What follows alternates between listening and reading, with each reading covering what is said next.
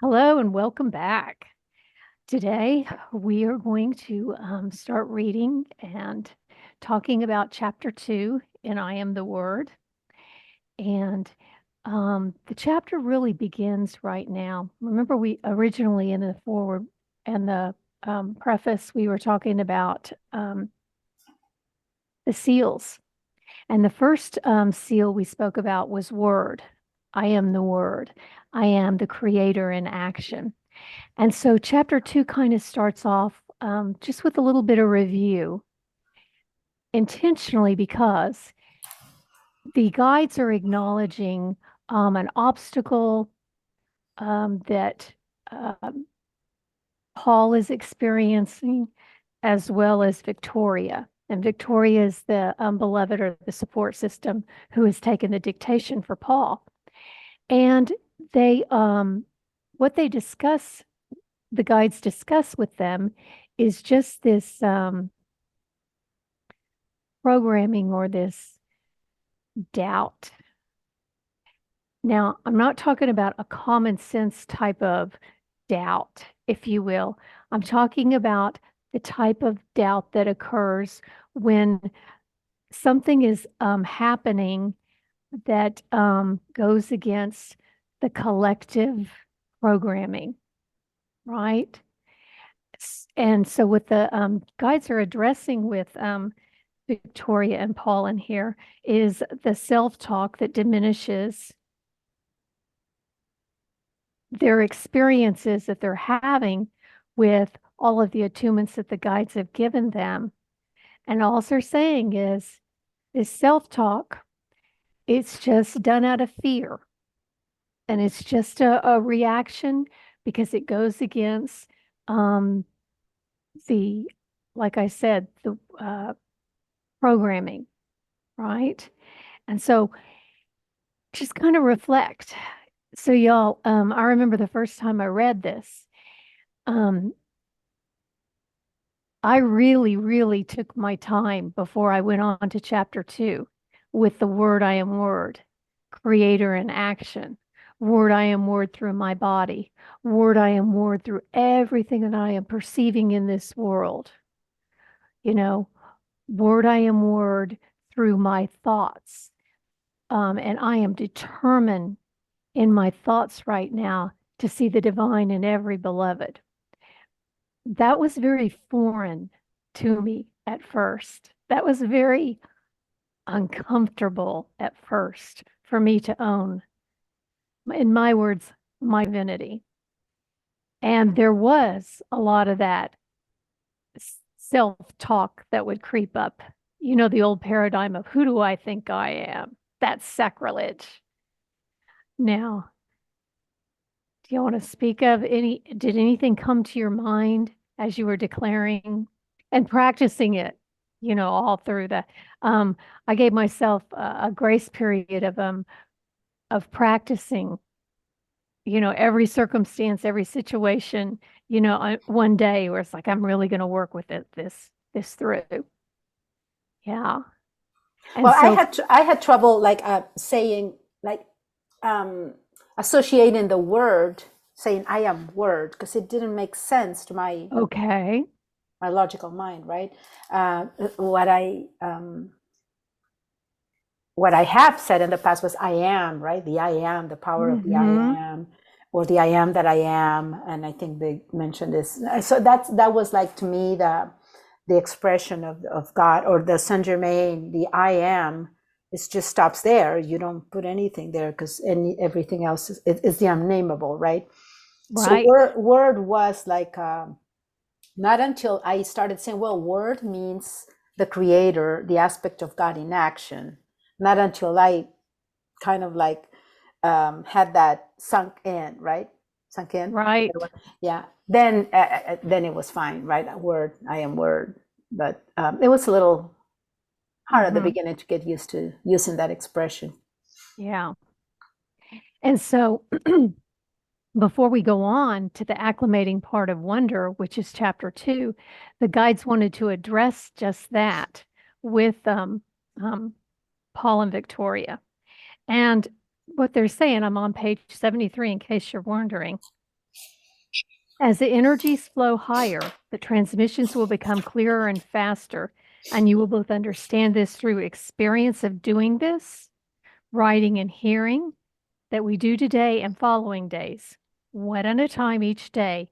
Each lesson comes quickly and clearly as you lift. Now, this is happening with your participation or not, but it's happening. You've made this commitment. You've been attuned to this. It's occurring.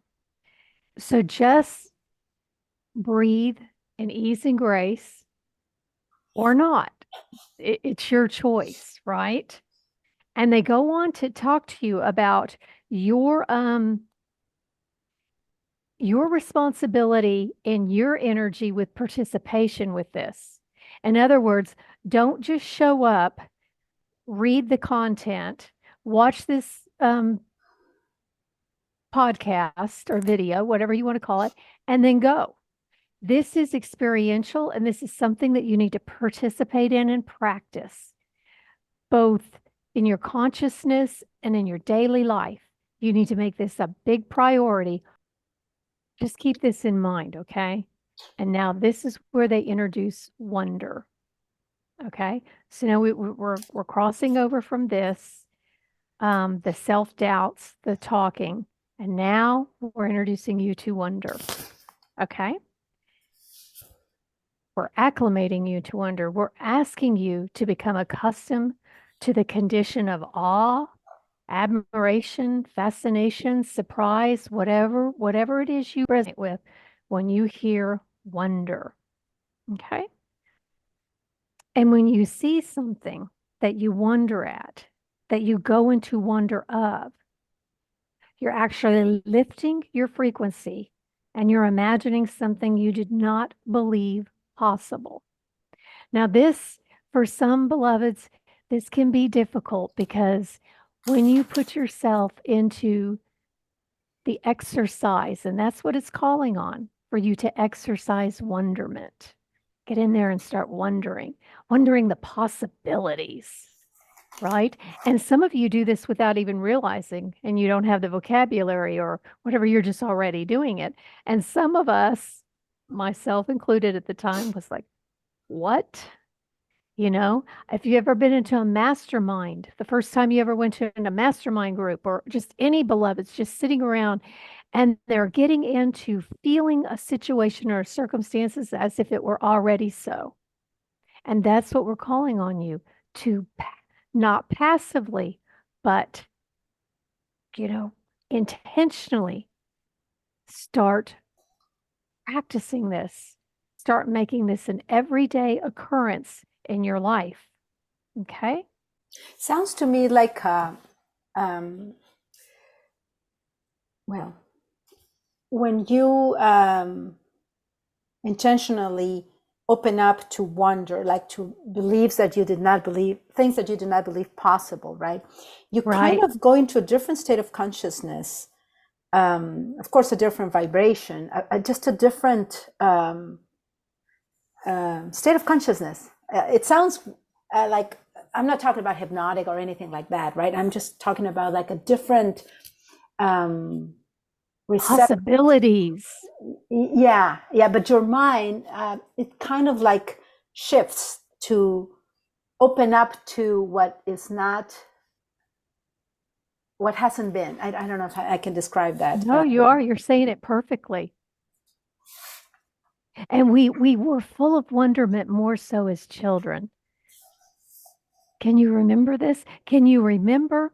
I don't know, for me, and this is why I loved my little girl. I love little children. And you watch the imagination of these children just go, you know. Well, and And some even a baby step wonder is if you actually are looking for, how many times have you run into somebody at the right place at the right time? And like, don't discount that as being a miracle or a wonder. That's right. what had to have lined up for you to do that or be at the right place at the right time. So it doesn't have to be necessarily like, I think they talk about a mother lifting a child off of a child. that is a big obvious miracle. But I think if you look for it, you can find wonder every day. You can find it in nature. What this is trying to get us to that level of vibration of seeing wonder in not only the big miracles, but just daily occurrences that. Right. Exactly. And so, and now, beloveds, I'm on page 76. And that is what people do in the face of wonder when it means they will have to transform their thought to a new idea of what is possible. Okay. And so they go on to talk about, you know, the space days when we went to the moon. Now, nobody thought that was that was possible, right? But now it's in our circumference, right? So now we see the possibilities. And I know in our lifetimes there's been so many. I mean, look at us zooming right now with all that snow out there. Did you ever see this coming in your lifetime? Um, there's just so if you could take these examples of things that have occurred through the wondering of some beloved on here who has made this happen and apply that to your purview, to the way, to your insight, the way you live your life now as you go about this, then you're starting to create this paradigm shift.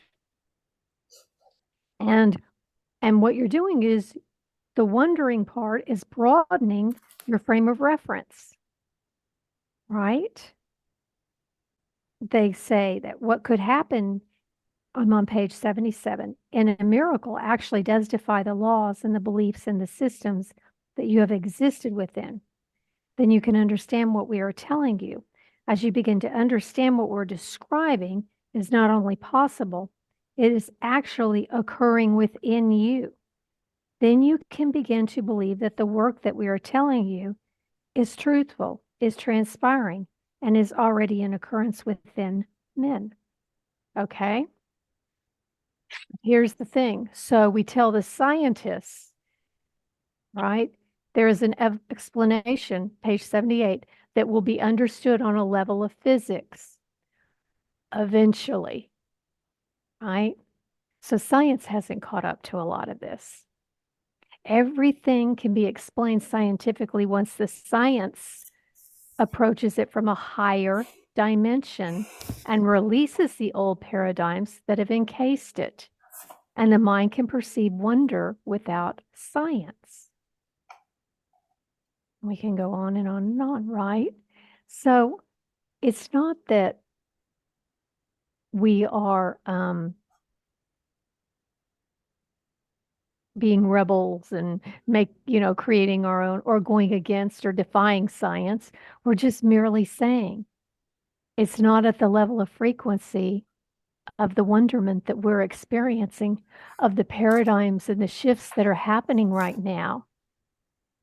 That's all that is occurring. It just hasn't caught up, right? And so if we stay in this box because science can't actually prove this, then we're hindering our experience. Okay. If you look on page 79, they're going to go on to say, I believe Paul gave us an example of a mother lifting a truck, and the child was healed after an accident. Something happened that should not have happened, and it happened anyway. And it seems to defy those laws, which I believe to be so. And if the law is broken once, then the law can be broken again. And what the guides say is the law is always broken because the law was created by you every day. You, humanity, creates the laws which we exist in. And collectively, the group soul, the group consciousness has gone into agreement about many of these rules. And that's why we as a society believe in certain things, right? And so when things start to occur out of our range, right? it puts doubt in our mind. Did I really see this? And it couldn't really have happened. And so they're just asking you, to realize how much we've been acclimated or programmed, if you will, by our own human creations, our own paradigms. And if we cling to those, then we're going to miss the miracles. Then we're going to miss the beauty of the acclamation of wonderment. Don't you think that a lot of our capabilities have been shut down that way? Like, kids, for example, right? If they see something or they feel something, immediately they say, oh, it's a nightmare, or oh, don't go there. They, like, the older humans, the adults, shut it down, like tell that human that that's not. So they kind of shrink our wonder, I think. Right, shrink our wonder or limit it. And I think the call here is to open up, because we're not going to see if the things we're not open up to see. We don't open the doors for possibilities, even if the laws are still not created. Like it says, we create the laws when we think it makes sense. Then we say, oh, this is why it happens, right? But when it doesn't, then we are shutting down those possibilities just because we can't explain it.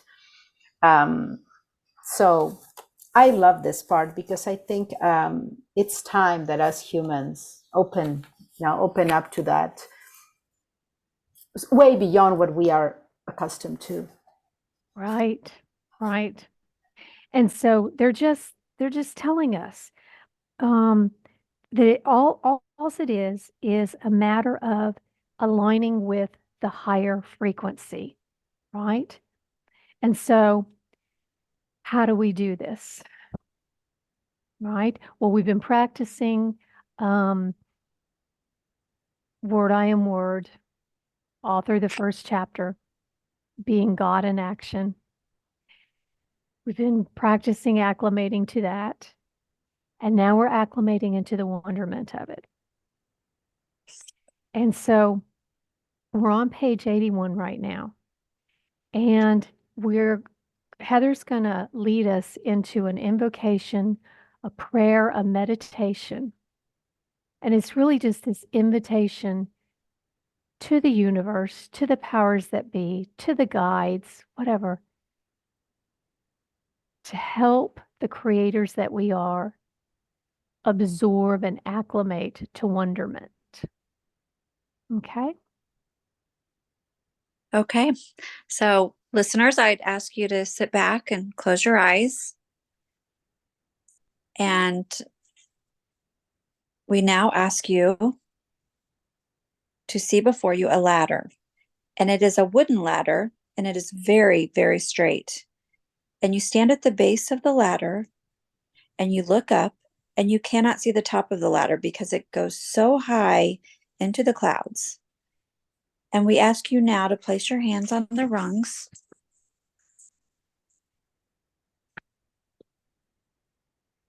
Of that ladder, and you feel them in your hands as wood, as smooth, as solid, and as supporting you clearly and capably in their firmness. And you put one hand above the other, and you began to rise up the ladder, one rung at a time. And as you do, your frequency begins to lift, and you begin to move higher and higher in frequency as you rise up this ladder in energy. And as you are reaching the top of the ladder, you become surrounded by a Christ light, a vibration of light, a golden white light that surrounds you and encases you, and you feel this around you, and you relax into this light, and you let this light carry you. Now you feel yourself drifting off the ladder and into this wonderful cloud of golden white light. And you feel yourself floating here in this space, in this golden space where you are carried in a cloud of energy. In this place, you begin to ask yourself, what do I want for myself more than anything? What is the growth that I require for myself? And what is the experience of wonder that will align me to the possibility that I am in this process of alignment to the Christ? Now we ask the energy around you to begin to fill you. You begin to absorb the energy of the cloud that you are in. And you are actually merging with the golden white light that you have been in, comfortably floating. And as you merge with this light, you feel every cell in your being aligned to the frequency of the Christ vibration. You feel every cell in your body, in your consciousness, in your energy field, aligning fully to the vibration of Christ of Jesus as Christ, as whole, as manifested, as the light, as whatever you need to call yourself forth as in this creation. Just be comfortable in your belief. You are becoming one with your own higher frequency. This is all that is happening here, period.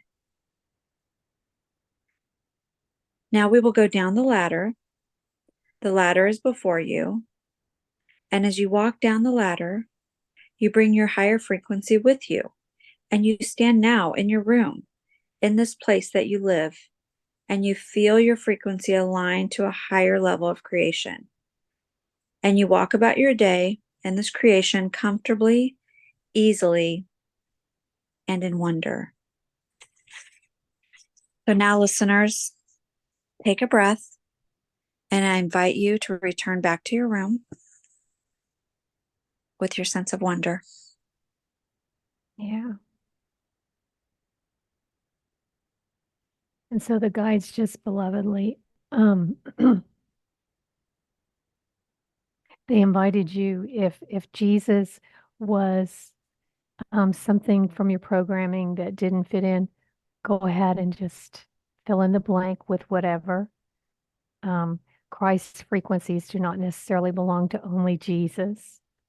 So just insert whatever resonates with you. Okay. So it goes on 84 to describe what you have just done, the invocation that you have just called. And it's really just merging your own energy at a higher frequency. In chapter 1, the guides instructed you to feel your energy and to feel it around you. And today, you've merged it with higher consciousness that is available to you in your vibration. Beloveds, keep in mind that this is an attunement and a process and an energy that the guides are implementing and, if you will, adoring us with this, right? And our only job is to just be receptive, just to receive it. So we have all the support and all the flow and all the alchemization process, if you will, of the guides flowing through us. Our one job is to not get in the way and to practice it and to participate in it. So we thank you for joining us. And the next time we see you, we will finish this chapter up on page 85. In the middle of the page, we'll begin there. Thank you, beloveds. Till next time.